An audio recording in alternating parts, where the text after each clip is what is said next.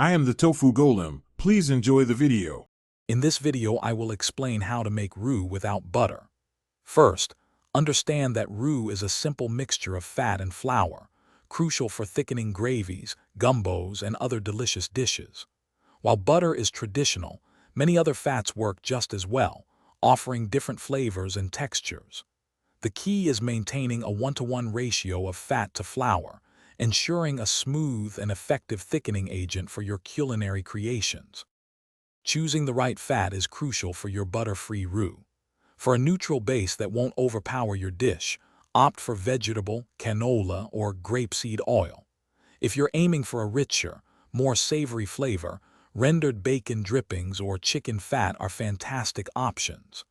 Remember, the fat you choose will subtly influence the final taste of your sauce, so pick one that complements your recipe. Now let's get cooking. Begin by heating 1/4 cup of your selected fat in a sturdy pan over medium heat. Once shimmering, slowly whisk in 1/4 cup of all-purpose flour. Continue stirring constantly to prevent lumps and ensure even cooking. You can cook your roux to various shades, from a pale white for creamy sauces to a deep, dark brown for rich gumbos, depending on your recipe's needs. Here are some final tips for perfect butter-free roux. Always stir constantly to prevent scorching, especially as it darkens. When incorporating liquid, remember the golden rule.